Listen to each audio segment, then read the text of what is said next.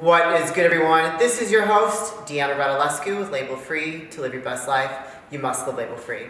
As you can see, we're here in person on location doing a live interview, which is some of my favorites. We've got a very special guest with us today. He is a distinguished real estate investor and financial strategist with over 15 years of experience in global finance and real estate development. He has coined himself as Tommy the Skyscraper Guy. Tommy, welcome to the show. Thank you for having me. I love that phrase. I think it really, it's got a good brand, a nice ring to it. Well, the idea is to be an authority in that space. I love it. And so originally it was just going to be Skyscraper Guy. And when you think about it, when you add it changes the whole thing. Sure does. Not like Facebook, where it says drop the, right? No, this the works in this as an individual brand. For sure. So, I love it. Yeah. I love the brand. You can totally grow that, and it has a nice ring to it. So I've heard a little bit of your background, and it's quite impressive. You have done some really great things being in this space, but I know that you weren't always in this space. So you come from kind of humble beginnings, right? Yeah, some would say that. It's kind of the story goes, where at what point did someone become an entrepreneur? Yeah. Okay. And usually it's some kind of major something or other that happens. And in this scenario, what it was is when I was a teenager working, my senior job, my mom made me work in a factory. They came over here, as immigrants, and they, by default, typically go into a factory work. Yeah. That's what they normally do. Yeah. And so she thought, okay, there's a job. Here it is. It's an egg plant, which is like basically a chicken farm. And so I remember working that job. That was my first actual job. How old were you? Well, senior year, like 18, so like 17, 18. So, and when I worked that job, I remember this was before eggs were automated. Today, an egg comes out of a chicken and it never sees like a human hand until they open the crate. Okay. Like it's all automated now. Back in the day though, it wasn't. It would come out of the chicken full of crap and go into trays.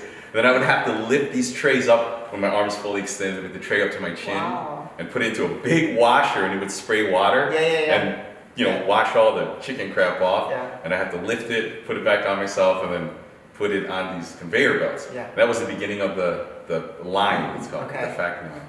And it was kind of towards the end of that senior year. I'd work pretty much every day after school. And towards the end of that senior year, they gave me a tour of look, this is where you can be and where you can end up. So they showed me all the stations. I was station number 1. Okay. And then we went around, and then you get to the end, and the guy, he's like, this here, man, is the best spot you want to be. He said, it's the boxing. This is where you box the cartons. It's nice and cool. It's the best spot. Yeah, you get a high-low little forklift thing. You don't get dirty, like how you get over there. And he says, finally, man, this is where you want to be. It took me 15 years to get here. I finally made it.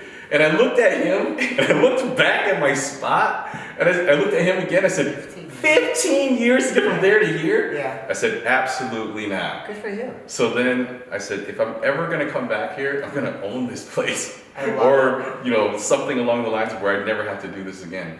And that's when that entrepreneur journey started. That was the aha moment. Yeah. So in terms of a long story short, humble beginnings, I literally was working in a chicken farm. Yeah, but I love that though. That was that moment. You have that moment where it was like, you know what? You saw you flash forward 15 years. No way, it's not for me. I'm destined for something greater. And I think a lot of us as an entrepreneur, we have those moments where we're just like, okay, no, this is not for me. I need to pave my own path, and that's what I love about your story.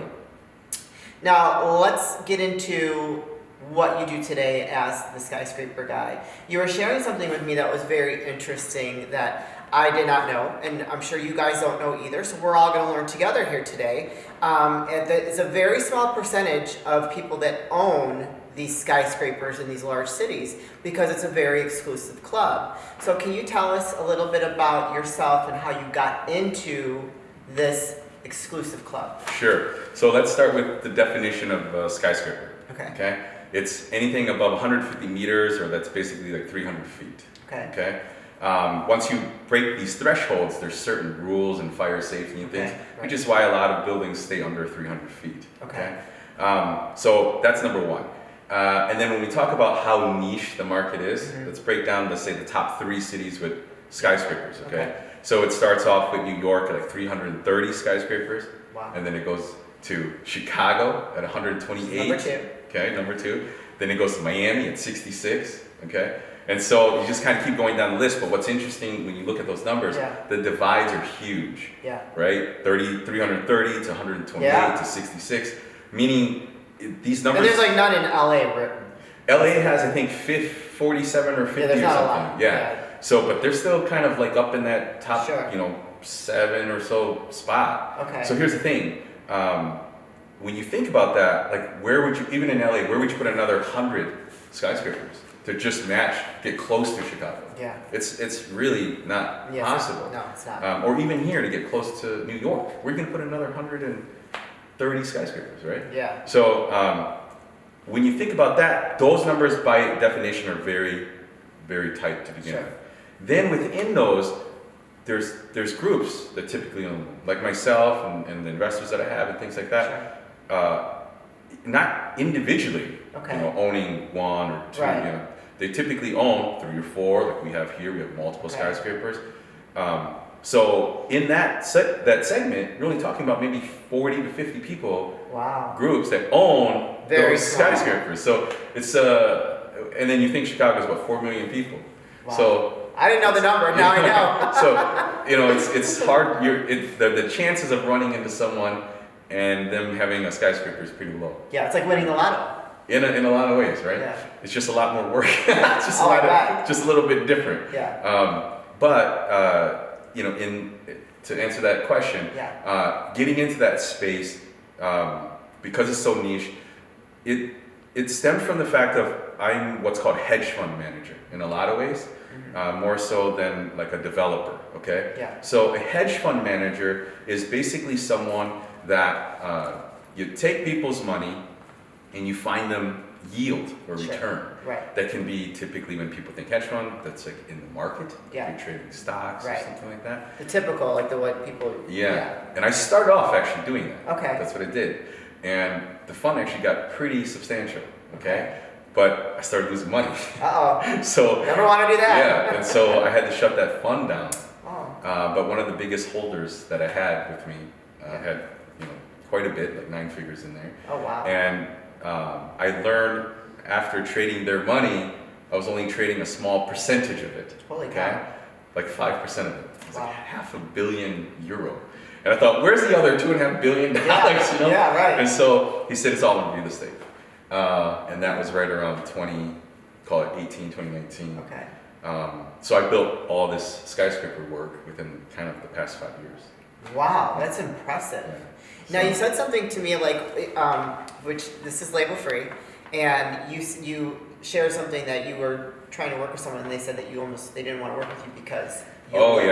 This is like I've had it happen actually like a few times. Okay. Where there'll be someone that asks someone else like. Sure. Well, first off, they're always taken back when they have an opportunity to invest in a skyscraper, because it's a rare scenario that someone even comes to you and be like, hey, there's a guy who's like, he'll. Is there a good return on that? In skyscrapers, yes, I would say usually. Or it just looks good on the balance sheet.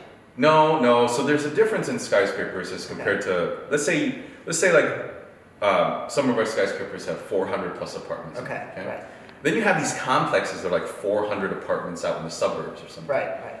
The difference between the two is that you get higher rents in the city, obviously, because you're in more of a metro area, but it's what we call insulated in some way. And what that means is there's more that the city would do for you. There's more that the city offers. Okay. Whereas people are more, when you underwrite, this is the term, like when you write the math behind the deal, and you write the vacancy, like how many tenants are you going to potentially lose in a scenario. Okay. You won't lose nearly as many in a skyscraper because there's more density. Right. You have it filled in faster. Right. If you go to the suburbs or things like that, if there's some shift in a factory or some big Then manufacturer, you might lose tenants. yeah, you end up losing a lot more. Right. So the returns are, most times the return can be if you pencil it out properly. Okay. But more importantly, you get lower exposure, meaning less risk. Yeah, okay? less risk. For that reason. Yeah. Okay. And so that's why dollars flow in a little bit different into skyscraper developments. I got it. Because the risk is different. The risk profile is different. Yeah. The buildings are central. They're one structure. Right. Yeah. Right. Okay. And also those are tax revenues for the cities and things like that. So if there's an issue, the city will often help you get those things done because they want people here for themselves as well. Sure. Like it benefits the city and everything. Is there a tax break for the investor for owning a property? There's typically flow-throughs. Mm-hmm. And depending on the type of asset that you have, they're pretty substantial. You know, they flow they're pretty strong. Yeah. As compared to. So that would be a good investment for someone who's got a big portfolio because then they can offset some of their. Because there's a point when you're investing into skyscrapers where your money works a little bit different. Sure. So make sure you get a return, but make sure you don't lose it. Right. You know, or you can preserve it. And so if you get a tax offset plus return, it's like a double whammy because they just want to ensure that if it's a lower return, it's less riskier. Right. But there's also a tax component in there because they Smart. typically have a lot to do. more income. You know, kind of the way to use the system, but to your benefit if you have that kind of money. Yeah, I mean that's the thing. When you reach a certain threshold, you have to start thinking differently in how money works. You know, I'll share this part. I just had a friend who sold one of his companies, you know, for like plus 100 million. Yeah. And you know, and he's getting familiar with the space. Okay. And he's looking at buying different things, and he was sharing with me, you know, some smaller deals, and I thought, you're in a totally different game now. Yeah. Like you shouldn't be looking at duplexes and quads. Like you need to be buying 100 unit apart. Like what are you doing? Yeah. You know? Because your money works for you differently now. Right. But until you get to that. Well, I mean, like first world problem, you know. Like world problem. you don't think of those thresholds. Yeah. But when you do, that's where people essentially pay people like me to help them. So you don't really manage the property; you just help them find the properties to invest in. Well, yes, we do. Oh, you do? Okay. Yeah, I mean, not myself personally. Well, right. Yeah, but you have a team. Yeah, we have teams that manage because. Once you reach thresholds of over 100 units, you always want to try and manage your own assets, okay? And there's a very clear reason for that. Because when you try to do more deals, okay, when you're a new developer or you're trying to buy more apartments, you're gonna end up going into doing something called a HUD loan, okay, which is like a Fannie Freddie or like a backed agency loan, okay, which is the best terms and things like that. You wanna do a HUD loan. They will typically ask what's the profile of the manager. Okay.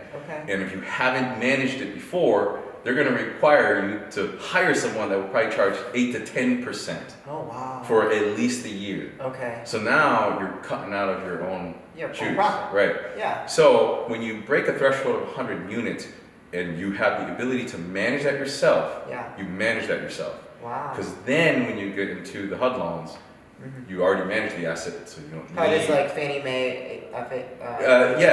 It's a government-backed loan, so the rates are different when you get longer terms, the best kind of leverage, things like that. We're learning a lot today. Yeah, I'm just dropping all... I love it, though. No. So that's important. Once you reach that threshold, you want to manage your own assets. Yeah, no, I would agree. If you can try to keep all your money you can, you don't want to be paying somebody else. Right. And it's not necessarily like 100 duplexes. Okay. Yeah. It is like complexes. Like you want to target 75 plus to 100 units mathematically. Okay.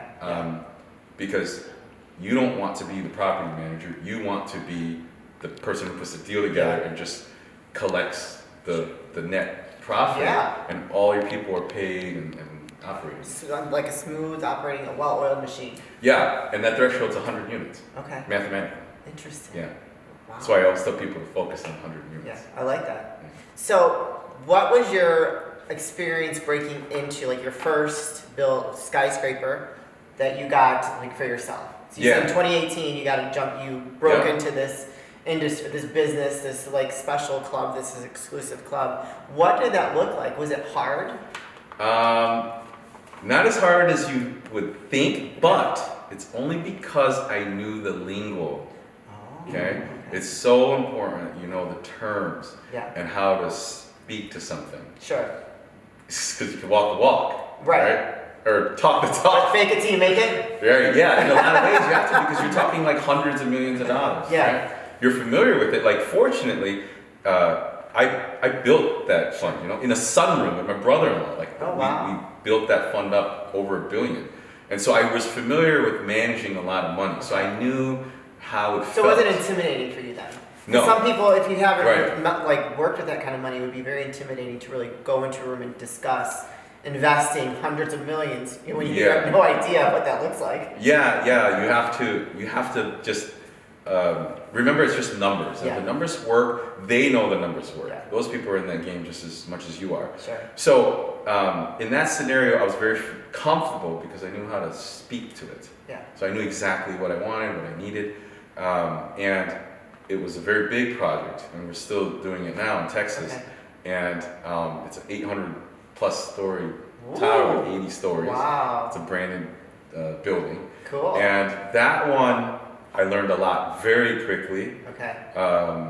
And at the end of the day, though, it wasn't as intimidating because I kind of knew the numbers, because the family that had taught me when I was trading their money, I was already doing the work for them. Like, I was already doing all the math. Wow. And that's how I got familiar with it. And that's how I started buying these buildings. Very cool. Yeah. You said something before we started recording that if you can do it, anyone can do it. What did you mean by that? Well, it's because when you think about it, like, I started off in a chicken farm. Working on a chicken farm. I love it. What else am I supposed to, in that scenario, like, that's literally what I did as a job. And then from there, I failed a whole bunch. Like, I did a lot of businesses. I had a magazine company, I had a marble company. I had like tech companies, like all kinds of stuff. And the time when it actually changed was when I started realizing that I needed more money to do what I need to do, which is understanding then the hedge fund work. Okay. At the end of the day, the most powerful information, knowledge that you need to have to do what I do is understanding the vehicles that people need to go into to invest. Okay? Meaning, what's the paperwork look like? What's the structure look like? Just knowing those terms is enough to get the big investors comfortable, because they know legally where you stand. Okay. So once you understand those structures, it's easy to capture the dollars. Okay. So when I say that, like, anybody could do it, I learned those things. Nobody taught me. Well, actually they did, but I took the initiative to say, teach me everything you know. Yeah. And then I just took all that trial by fire. Yeah, like literally just underwrote, said, does this work? Does this work? Does this work? Yeah. And then they tell you, no, this is why it doesn't work. We need to make X dollars here. When this happens, we need to make X dollars here. So I knew kind of the checklist process. Oh, wow. Okay. And so anybody can do anything, honestly. Well, right, yeah. Right? You have to have the drive, the willingness, and to want to learn, right? Yeah, like I've given people all kinds of different opportunities in life, and to just, hey, here's this, go do something. Yeah. Like, take it and run with it. And then they, maybe for a minute, they're really excited, and then they just drop it for whatever reason. Yeah. And so, but fear of failure or fear of success. That's a real thing. Yeah. They're afraid of what that success can do for them. Yeah. That isn't. I never turn away an opportunity. I'm a yes girl. You give me an opportunity, I'm running with it. Okay. Yeah. So on that basis, it's really just up to the individual. Yeah. But it's not, it's not easy by any means. No. Even Elon Musk says running your own company is gonna be fun and all this. Like, you're gonna do your own thing, and just like he says, parts of it are fun. Yeah. But it is very hard. Really hard. A lot of people are after you, and you're gonna get random haters, and you're just like, why are you upset at? Like, I didn't even know you were upset at me. Like, at what point? Yeah. And you have to mentally get over those things. Oh yeah. Well, jealousy and envy are a real thing. Yeah. Well, especially in your space. So you've got to really flank yourself with people that you trust and just, because people can have the wrong intentions. Yeah, that's true. You never know. Yeah. And so, yes, that's probably the best way to say that. Yeah. And if you're dealing with investors that have the kind of money that they do, you also have to make sure that because the people around you are a reflection of who you are. Mm-hmm. And someone's not going to want to do business with you if you're hanging out with people that are less than, Yeah, I always share with other entrepreneurs that are trying to essentially raise money. Everybody's trying to raise money for something. Right. Okay? Whatever they're working on. And I always say to them, listen, when you talk to that person or that investor, can you go and have a drink with them? Like after all this, are you going to go to a happy hour? Can you literally text them any hour of the day and be like, hey, I'm in town, you want to get a happy hour? Yeah. You want to go grab a drink, whatever that is. Yeah.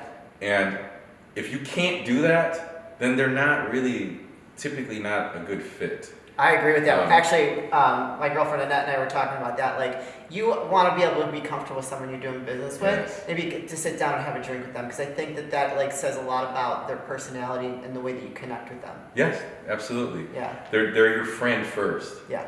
Because here's the thing, let's say you're a huge investor, mm-hmm. right? What that means is there's probably 50 of me over the past year or more, like months, that have attacked you for coming to say, can I tell you about this? Can I tell you about this? Yeah. If that means that the returns that I offer are really no different than some of the other guys. Some of them are offering better returns. Yeah. Okay? There's nothing special about my returns other than, they're unique. Yeah. Which is the foot in the door, because it's a unique story. But at the end of the day, are they can you be friends with that person? Ultimately. Yeah. Because they're all the same. Every single one of them there's a dime a dozen to me. Yeah. But am I cooler to hang out with? Cooler, and there's the trust component, right? Because if you can hang out with someone and have a drink with them, then you'll clearly trust them, because when we have a couple drinks, we get a little goofy, and Sure. You want to be comfortable with that person and be okay. You're not going to be judged. And but I love it, and so you've shared so much knowledge with us, and really have empowered the audience around what you do, and that it is possible. So if you're someone that is working on a chicken farm and are wanting something better for your life, it is possible. I love that you call yourself the Skyscraper Guy. What is next for Tommy the Skyscraper Guy? I feel that this market segment, right, skyscraper, is a very niche thing. Mm-hmm. But there's so much value here for those that are interested in learning about real estate and things like that. Yeah. That this year I want to really focus on being the skyscraper guy, like the authority of it. But in that authority is literally sharing with people how to do this. Yeah. And I'm going to actually be offering a lot of this knowledge, like on-demand courses, for free. I love it. I'm going to take a course. I want to learn. Yeah. So. Do you have to have your own money to invest in a skyscraper? No. So you just have to help manage it, right? Okay, teach me the ways. So what ends up happening, and you remember I said to you, you always want to focus on 100 units minimum. Yeah. Okay? Because mathematically, when I started doing this, I'm like, well, how do I make 100 grand, 120 grand a year? I want to make 10 grand a year net. Like, or a month net. How do I do that? Right? Yeah. And it is, again, a math equation. Okay? And I learned this through running a hedge fund, running numbers. Yeah. It's 100 units. Yeah. So I started a club that I call 100 Unit Club. Okay. And it's kind of a segue from really promoting the Skyscraper Guy, mainly on YouTube this year, bringing a lot of that knowledge for free. Just even what we're sharing now, there's a lot more to it. And then flowing into people learning about those things, the terms, I mentioned the terms, right? Yeah. So then I have recorded probably over the past 4 years, 250 different courses. Wow. Yeah, it's all there. Yeah. I just haven't launched it yet because I've been busy. And I'm going to give it all away free. I love it. Okay? And the whole purpose of it, though, is because you're going to realize once you feel comfortable and you actually talk yourself into a deal, guess who you're going to come to do a deal with you? Tommy, the skyscraper That's right. guy. So on that basis, like that's the purpose. It's about deal flow. Yeah. I have no idea who you know. Right. You might have an uncle that owns a skyscraper, or you might have an uncle that has 400 units out in the suburbs that says, hey, or a family friend that says, I want to get out of this deal, and now you know how to do it. Yeah. But you need someone to help you. I love it. Right? So then I'm like, oh, sure, here's the money, here's this, here's that, and now we've got a deal. Awesome. See? I love it. So this is something that I'd like to get rolled out Q1 of this year. So, All right. Okay, awesome. So stay tuned for that, you guys. Tommy, we're going to start wrapping things up. So where can people find you and connect with you? On social, website, YouTube, where would you like them to go? So right now, the best would probably be social. Instagram is on Skyscraper Guy. TikTok is The Skyscraper Guy. YouTube's The Skyscraper Guy. Okay. YouTube content will start rolling out probably in the next Q1 awesome. 2025. And so those are the best places. And then all those domains will probably, same thing, they'll all point to the same place. Awesome. You guys, I'm going to put those links in the show notes. So if you really enjoyed this conversation, want to learn more, and want to stay up to date on when he launches those courses on YouTube, go click those links, go give him a follow on Instagram, YouTube, all the things, and stay tuned for those courses to go live. Tommy, this is the part of the show where I'd like to ask for last words of wisdom or advice. What would you like to leave with us today? Well, I would say, you've already said it once, if I can do it, anyone can do it. And that there's always going to be opportunities for people, and they just got to, one, be listening, listening for the opportunities. But when you're ready to take that leap, go all in or don't. It's either hell yes or hell no. Yeah.